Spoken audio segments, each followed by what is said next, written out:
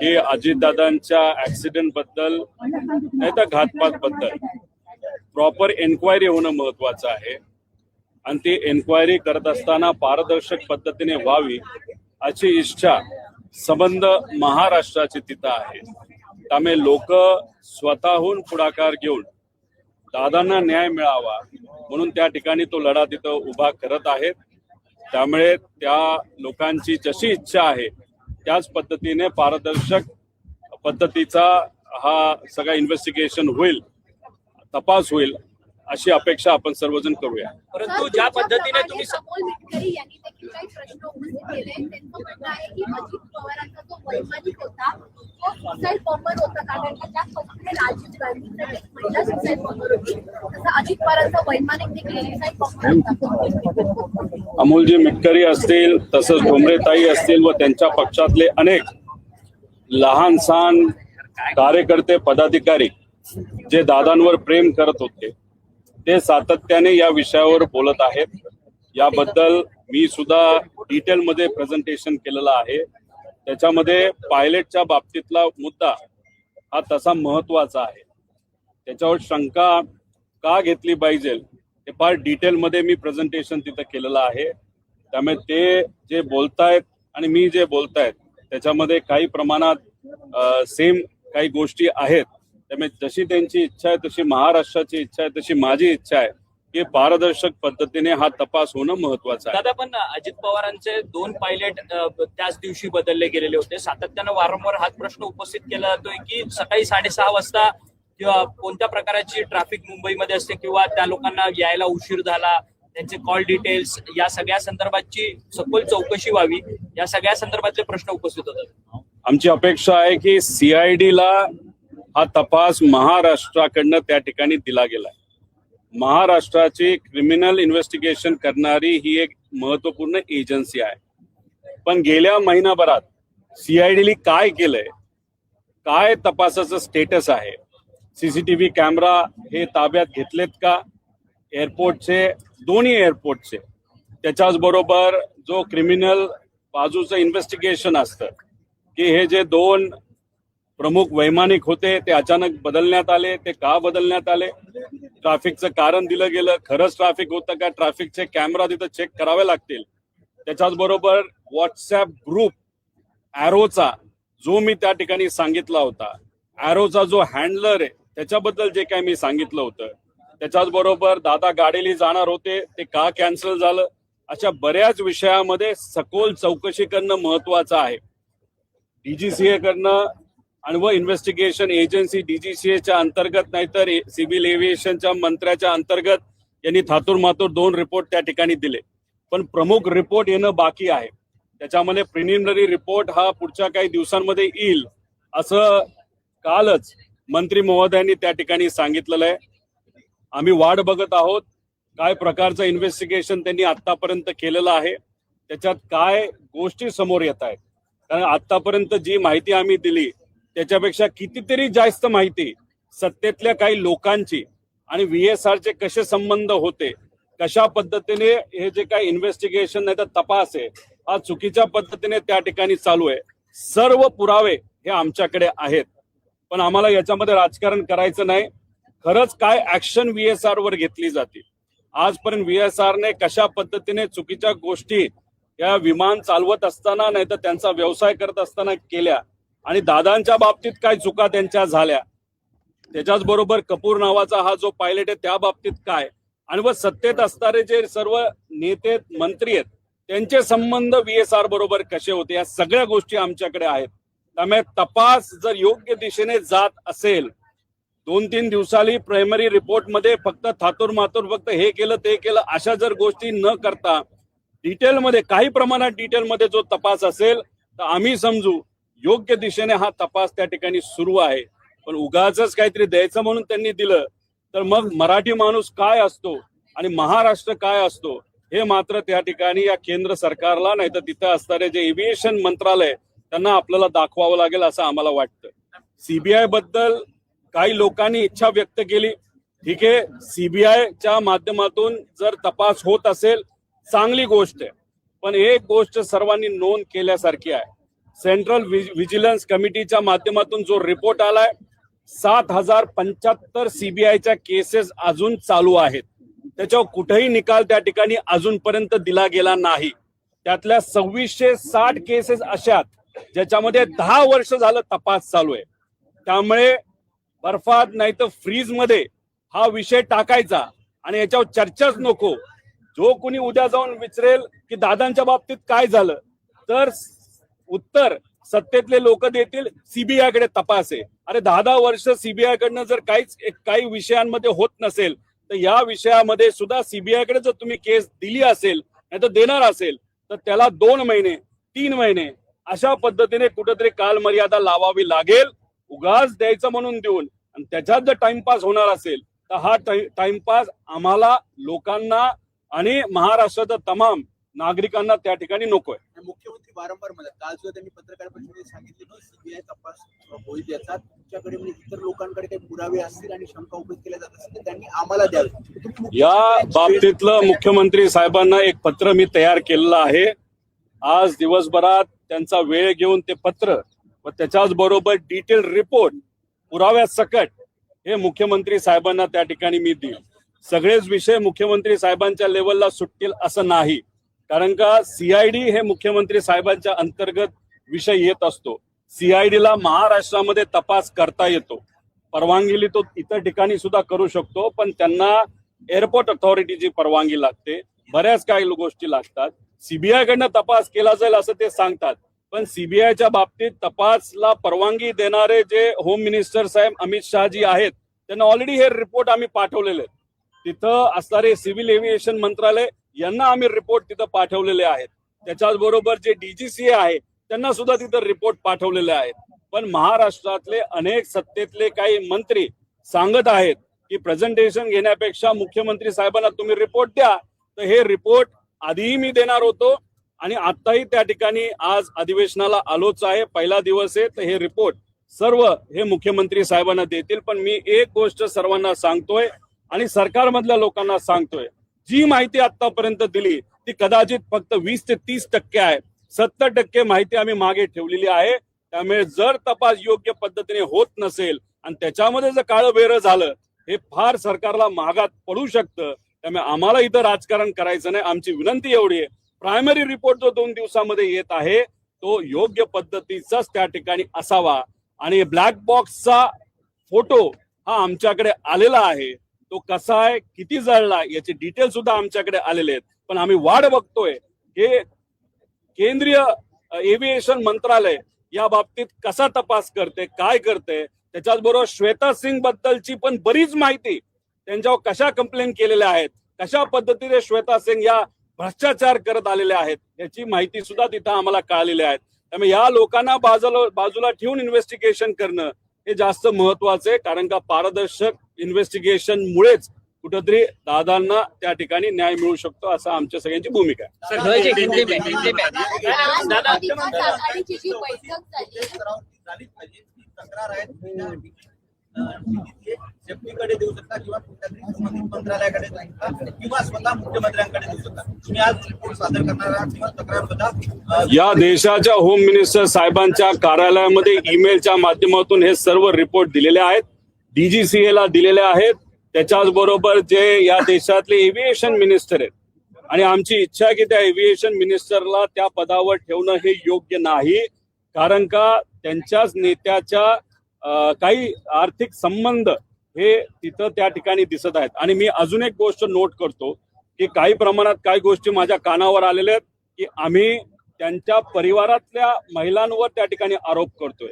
कृपा करून नोंद करावी, त्यांच्या परिवारातल्या महिलांवर कुठेही त्या ठिकाणी आरोप नाहीत, ते कुठल्याही पद्धतीने राजकारणात नाहीत. त्यामुळे त्यांच्याकडे आम्ही कुठेही त्या ठिकाणी लक्ष देत नाही. आमचं फक्त एवढंच मत आहे की एक जी कंपनी आहे ती त्यांच्या नेत्यांच्या संलग्न असल्यामुळे तिथं त्यांच्याकडनं तपास पारदर्शक पद्धतीने होईल का असं प्रश्नचिन्ह असल्यामुळे आमची ही मागणी आहे की जे एव्हिएशन मिनिस्टर आहेत रामकृष्ण नायडू साहेब ते त्या पदावर राहू नये अशी इच्छा त्या ठिकाणी आम्ही व्यक्त केलेली आहे. दादा, आज महाविकास आघाडीची बैठक झाली त्यामध्ये तुमच्या पक्षात समन्वय नव्हता म्हणून कोणी नेता येऊ शकला नाही की काय नेमकं अरे हेच तुम्हाला सांगतोय की आम्ही त्यांना त्या ठिकाणी सांगितलं होतं आम्हाला येणं अवघड होतंय, कारण का तिथं आलं तर मोठेच नेते यावे लागतात. पण काल बरेच मोठे नेते वेगळ्या वेगळ्या ठिकाणी अडकलेले असल्यामुळे आणि माझ्यासारखा छोटा नेता नाहीतर कार्यकर्ता हा दिल्लीत अडकल्यामुळे त्या बैठकीला आम्हाला तिथं येता आलं नाही. पण याच्या पुढे आम्ही एकत्रित महाराष्ट्राच्या वतीने लढताना आपल्या सगळ्यांना बघायला शरद पवार पुन्हा राज्यसभेचे उमेदवार असतील का? आपल्या पक्षाची भूमिका काय आहे? कारण काँग्रेसचं म्हणतं की राज्यसभेवर आमचा उमेदवार महाविकास या देशामध्ये सगळ्यात अनुभवी आणि कालच आपण सर्वांनी बघितलं आहे की राजकीय क्षेत्रामध्ये पवार साहेबांना 60 वर्षाचा अनुभव आणि 60 वर्ष या राजकारणामध्ये आलेले कालच त्या ठिकाणी तो दिवस तिथं होता. त्यामुळे या देशामध्ये एवढा राजकीय अनुभव असणारा अजून दुसरा कुठलाही नेता नाही. त्यामुळे पवार साहेबांच्या अनुभवाचा फायदा हा राज्याला आणि त्याच्याच बरोबर देशाला 100% त्या ठिकाणी होऊ शकतो. त्याच्याच बरोबर अजितदादांची सुद्धा इच्छा होती की पवार साहेब हे राज्यसभेमध्ये अजून एकदा त्या ठिकाणी गेले पाहिजे. आमच्या पक्षातली सुद्धा इच्छा आहे, पण पवार साहेबांना अजून या बाबतीत आम्ही विचारलं नाही. त्याच्याच बरोबर राऊत साहेबांनी इच्छा व्यक्त केली की पवार साहेब जर इच्छा दाखवत असतील राज्यसभेत जायची तर आम्ही तिथं पाठिंबा देऊ. त्यामुळे या बाबतीत महाविकास आघाडीमध्ये पवार साहेबांच्या बाबतीतली कुठं चर्चा झाली असं मला तरी वाटत नाही. पण जेव्हा चर्चा होईल तेव्हा सर्व लोक पाठिंबा देतील असं विश्वास त्या ठिकाणी आम्हाला वाटतो. पक्ष आग्रही असेल पक्ष आधी पवार साहेबांशी त्या ठिकाणी बोललं जाईल. पवार साहेबांची तब्येत ही थोडीशी नरम असल्यामुळे पण आता ती चांगली आहे, त्यामुळे त्यांच्याशी डायरेक्ट कोणी तिथं संवाद या बाबतीतला केला नसावा. पण पुढच्या 2 दिवसामध्ये पवार साहेब जेव्हा मुंबईत येतील तेव्हा आमच्या पक्षातले काही नेते सुप्रियाताई हे त्यांच्याशी बोलून मग इतर पक्षाचे महाविकास आघाडीतले जे पक्ष आहेत त्या नेत्यांना त्या ठिकाणी आम्ही बोलू शकतो, बोललं जाईल आणि त्यांच्या पाठिंब्याने पवार साहेबांना जर इच्छा असेल तर ते नक्कीच राज्यसभेवर जातील. पण ही संवाद होत असताना अजितदादा पक्षाबरोबर आमचा संवाद होईल असं आम्हाला वाटत नाही, कारण दादांची ती इच्छा होती. पण आता या पक्षाची इच्छा आहे का हे त्या पक्षाच्या प्रमुखांना त्या ठिकाणी तुमच्यासाठी सुरक्षेची मागणी सातत्याने केली जाते. एक तर रोहित पवारला कुठली भीती नाही, रोहित पवार कोणाला घाबरत नाही, हे आजपर्यंत तुम्ही त्या ठिकाणी बघितलेलं आहे. काळजी कोण करते तर माझ्या परिवारातले जे सगळे लोक आहेत, ज्याच्यामध्ये माझी पत्नी असेल, मुलं असतील, आई वडील असतील, सासरे असतील आणि माझा जे काही कार्यकर्ते आणि माझे मतदारसंघातले लोक आणि सामान्य लोक यांना कुठेतरी त्या ठिकाणी काळजी वाटते. कारण हे जे काही तपास ज्या पद्धतीने अजितदादांच्या बाबतीत चाललाय तो योग्य पद्धतीने नाही चालला आणि तो योग्य पद्धतीने नाही चालल्यामुळे आणि जे काही विषय ब्लॅक बॉक्स पासून इतर विषय आल्यामुळे लोकांना जी माझी शंका आहे तीच लोकांना त्या ठिकाणी शंका वाटते. आणि सगळ्यांचं मत आहे एवढे मोठे मोठे लोक या विषयामध्ये जर असतील तर मग उद्या जाऊन माझ्या सेफ्टी बद्दल सुद्धा विषय निर्माण होऊ शकतो. द्यायची नाही द्यायची हा सरकारचा त्या ठिकाणी विषय, पण शेवटी मराठी माणूस म्हणून अजित काकांसाठी आणि काय खरं घडलं हे कुठंतरी आम्हाला कळलं पाहिजे, महाराष्ट्राला कळलं पाहिजे, या हेतूतून त्या ठिकाणी आम्ही लढत राहणार. हरियाणामध्ये छत्रपती शिवाजी महाराज यांचा अपमान झालाय. हरियाणामध्ये छत्रपती शिवाजी महाराजांचा अपमान झालाय.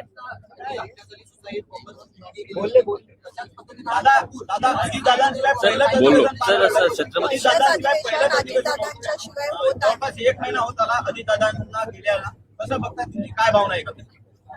ते दुःखद भावना आहे.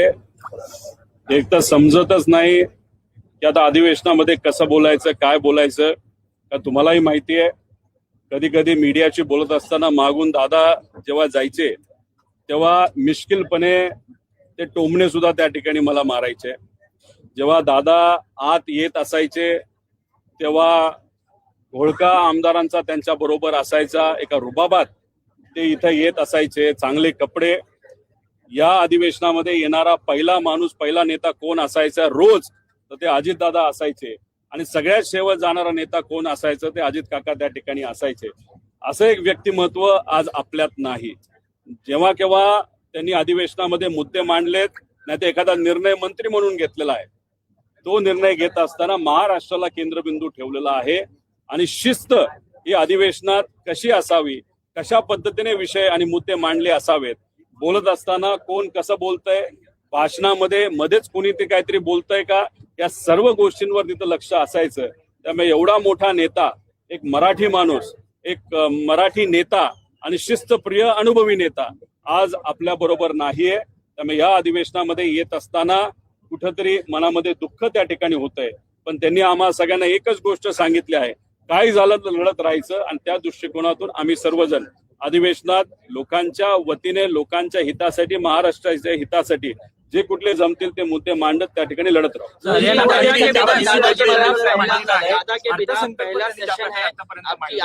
मुख्यमंत्री देवेंद्र फडणवीस हा अर्थसंकल्प मांडणार आहेत. ज्या प्रकारे अजित पवारांची आखणी होती या अर्थसंकल्पाबाबत तसं मुख्यमंत्री पूर्ण करतील असं वाटतं. माझ्या अंदाजाने अजितदादांनी आतापर्यंत 11 वेळा अर्थसंकल्प या महाराष्ट्र राज्याच्या त्या ठिकाणी मांडलेला आहे. आज जर दादा असते, दुर्दैवी घटना घडली नसती, तर महाराष्ट्रामध्ये सगळ्यात जास्त वेळा मांडणारे फायनान्स मिनिस्टर हे कोण असते तर अजितदादा असते. पण आज ते आपल्यात नाहीत. तुम्ही जर बघितलं तर 82 पासूनचा त्यांचा राजकीय प्रवास आहे. एका कारखान्यामध्ये डायरेक्टर पासून त्यांचा सुरू झालेला प्रवास हा राज्याचे उपमुख्यमंत्र्यापर्यंत त्या ठिकाणी पोहोचला. काही काळ त्यांना अजून मिळाला असता तर या महाराष्ट्राचं सगळ्यात मोठं पद म्हणजे मुख्यमंत्री सुद्धा ते त्या ठिकाणी बनू शकले असते. पण आज ते नाहीत. पण त्यांनी दिलेली शिस्त, त्यांनी सांगितलेल्या गोष्टी याच्यावर लक्ष देऊन त्या आत्मसात करून आमच्यासारखे कार्यकर्ते येणाऱ्या काळामध्ये महाराष्ट्राच्या हितासाठी प्रश्न मांडत आणि काम करत त्या ठिकाणी राहू. हरियाणामध्ये छत्रपती शिवाजी महाराजांचा अपमान झालेला आहे. आपण पाहिलं रिसॉर्ट मध्ये जी वॉशरूमच्या साईन बोर्ड होती छत्रपती शिवाजी महाराजांचा फोटो लावलेला आहे. जे रिसॉर्ट आहे ते एका सत्ताधारी माणसाचं आहे तिकडच्या. लगेचच्या लगेच तिथं कारवाई करणं महत्वाचं आहे. महापुरुष आणि महामानव यांचा आदर ठेवणं फार महत्वाचं आहे. असं जर एखाद्या रिसॉर्टमध्ये झालं असेल तर ताबडतोब ते रिसॉर्ट बंद झालं पाहिजे. कोण किती कोणाच्या जवळचा आहे का विरोधातला आहे हे न बघता लगेच कारवाई करून ते रिसॉर्ट पुढचा अनेक काळ बंद कसं राहील या बाबतीतला निर्णय घेणं तितकंच महत्वाचं आहे. माझी अपेक्षा आहे की हरियाणामध्ये ज्या लोकांची सत्ता आहे, आज महाराष्ट्रामध्ये सुद्धा त्या लोकांची सत्ता आहे. लगेचच्या लगेच फोन करून लगेच कारवाई झाली तर खऱ्या अर्थाने आपल्याला या सरकारला अभिनंदन करता येईल. पण ज्या व्यक्तीने असं एखादी गोष्ट केलेली आहे तर त्याची कारवाई जेलमध्ये पाठवूनच त्याची कारवाई व्हावी असं आमच्या सगळ्यांची इच्छा आहे. रोहित जी, दादा के बिना पहला बजट सत्र है. त्या बाबतीत नोंद घ्यावी. महाराष्ट्रामध्ये जिथं कुठं महामानवांचे पुतळे, ठीक आहे, पण पुतळे बसवत असताना लोकांची भावना सुद्धा तितकीच महत्वाची आहे. त्यामुळे लोकांना विश्वासात घेऊन नियम काय आहेत ते थोडंसं बघून, तिथं जागा आहे का, उद्या जाऊन विटंबना होणार नाही, कंपाऊंड आहे का, बऱ्याच काय गोष्टी बघून या बाबतीत काय करायचं सर्वच महामानवांच्या बाबतीत सरकारने त्या बाबतीत निर्णय घेणं तितकंच महत्वाचं आहे. जर समजा अशा महाराष्ट्रामध्ये अशा सत्तेमध्ये चढाओढीमध्ये जर महाराष्ट्राच्या एका दिग्गज नेत्याला जर अपघात असू दे किंवा काही घटना आपण संशयात्मक आपण त्या दृष्टीकोन बघतोय, तर असं जर घडत असेल या महाराष्ट्रामध्ये, पुरोगामी महाराष्ट्रामध्ये, तर तुम्ही कसं बघता? घडत असेल तर का घडत नसेल हे माहित नाही. पण एक गोष्ट तुम्हाला सांगतो, महाराष्ट्राचा मराठी माणूस अजितदादांच्या बाबतीत काय झालंय हे खऱ्या गोष्टी पुढे आल्याशिवाय शांत बसणार नाही.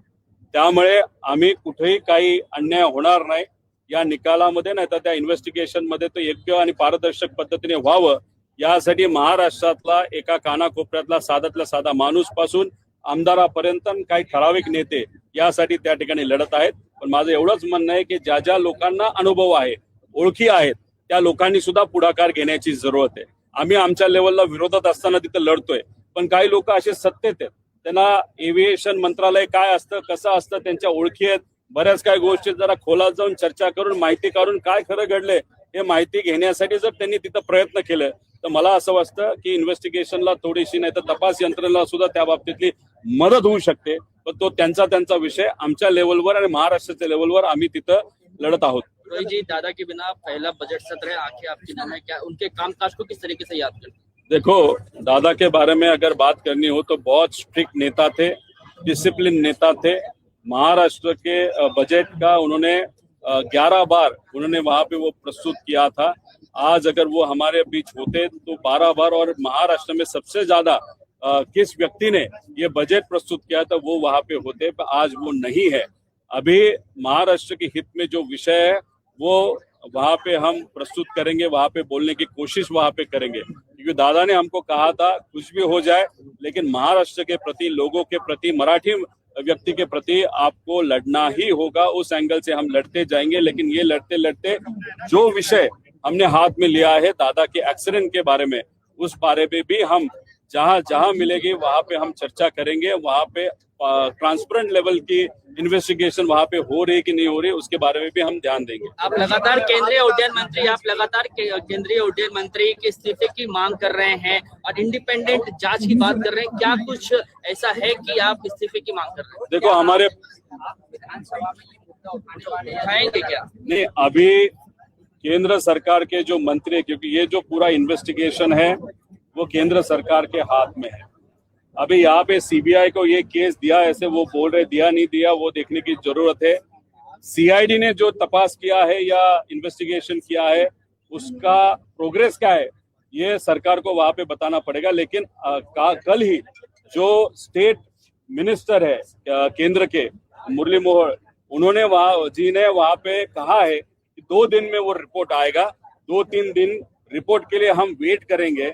रिपोर्ट कितना डिटेल में है या सिर्फ देने के लिए रिपोर्ट वहां पे दिया है, क्योंकि आज तक सिर्फ देने के लिए रिपोर्ट उन्होंने दिया है, तो उस बारे में थोड़ा सा हम देखेंगे रिपोर्ट को। उसके बाद फिर अधिवेशन में वो विषय लेना न लेना वहां पे हमारे नेता के साथ हम वहां पे वो विषय लेंगे। लेकिन सीबीआई के बारे में आप सबको एक चीज मालूम होनी चाहिए, सीबीसी रिपोर्ट जो सेंट्रल विजिलेंस कमेटी है उनका जो रिपोर्ट है, उस रिपोर्ट के हिसाब से सीबीआई के पास 7,065 केसेस अभी तक प्रलंबित है। उसमें से 2,660 केसेस ऐसे हैं जो 10 साल से प्रलंबित है। तो हम चाहते हैं कि सीबीआई को अगर केस आप दे रहे हो 2-3 महीने का टारगेट वहां पे रखना चाहिए, नहीं तो आप सीबीआई को दे दी केस और 4 साल तक 5 साल तक आप हमको यही कहेंगे कि सीबीआई के पास दिए, सीबीआई के पास दिए, वो हमको नहीं चलेगा।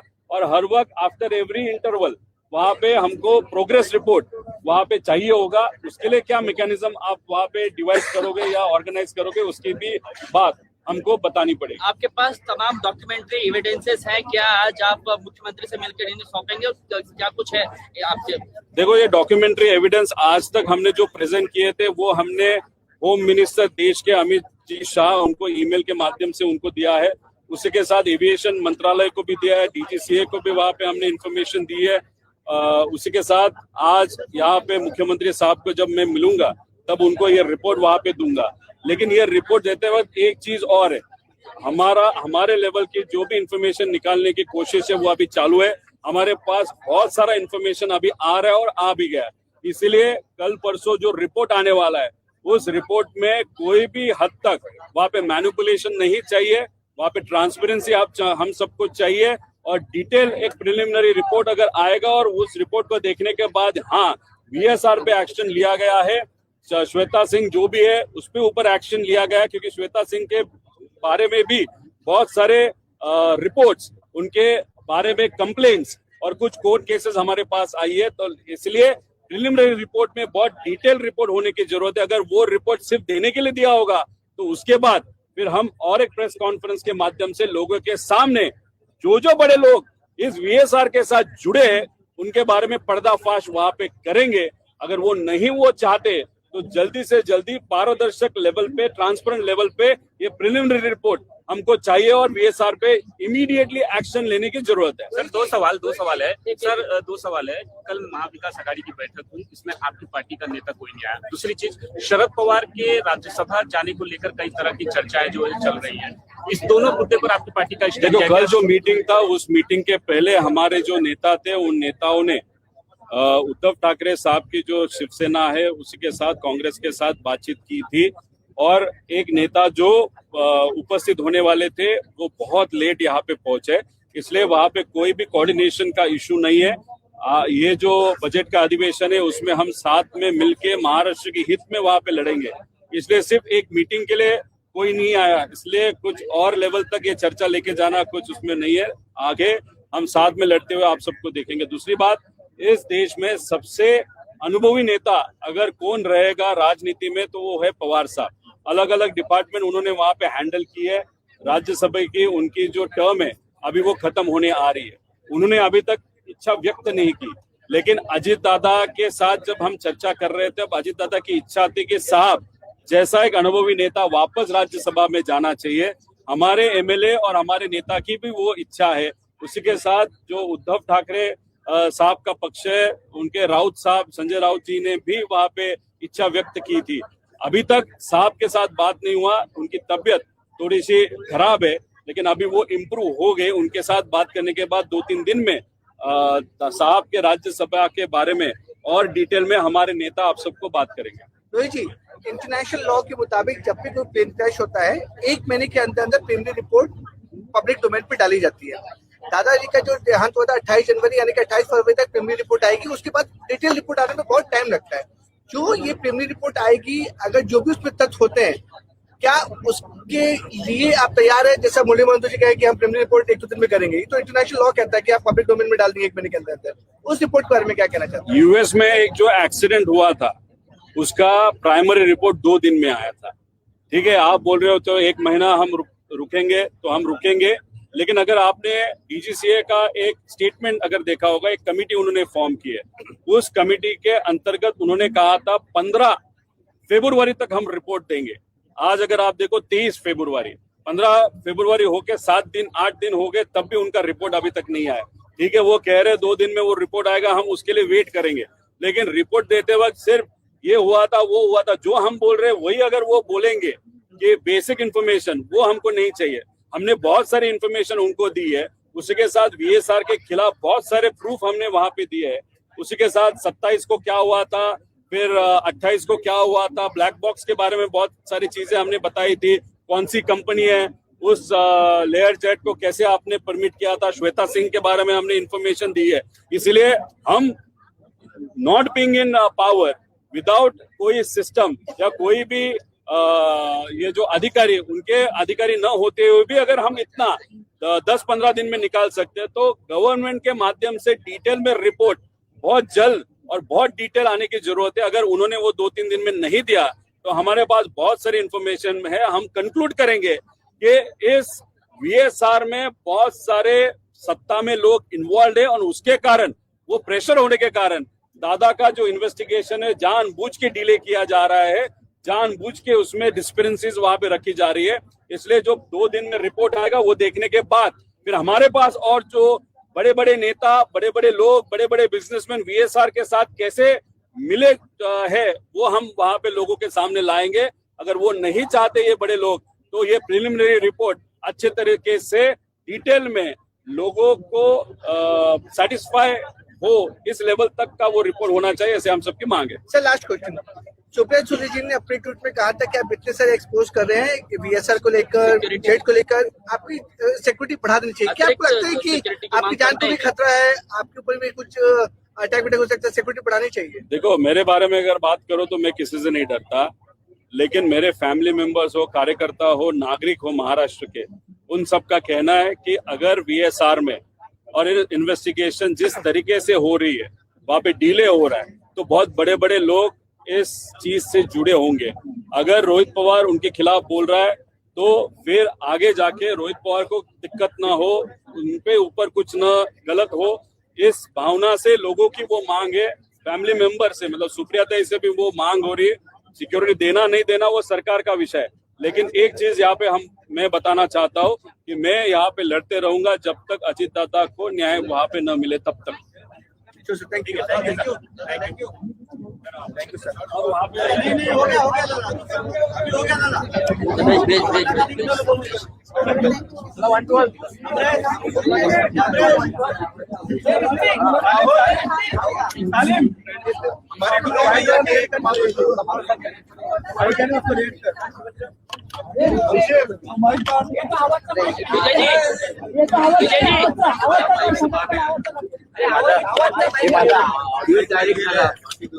हे पण माझा ऑडिओ डायरेक्ट झाला, कसं काय होणार? ऑडिओ गेला माझा, खाली ठेवतोय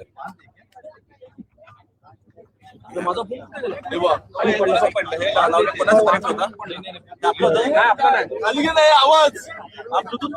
काढ ना, आगे बाजूला घे, आगे बाजूला घे. ब्लूटूथ करत आहे अरे मॅडमच्या हे काय माझ्या साईडला गेला इकडे द्या. खाली घुसायचा आवाज साईडला नंतर टाकते परत. हे पण परत टाकताय काय माईक टाकताय रे आम्ही लावायचंच नाही का हे कोण टाकलं असं वरती हे कर रे अरे छोटू वरती झालं ते हिला खाली टाकायला केवढा ते मंदिराचा घुमट आलेला पुरा आवाज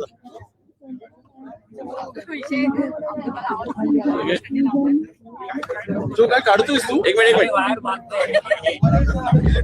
चला चला मला पडला बे पडला तो बे पडला हा बघ हे बघ हे माझाच माईक याला बांधलेला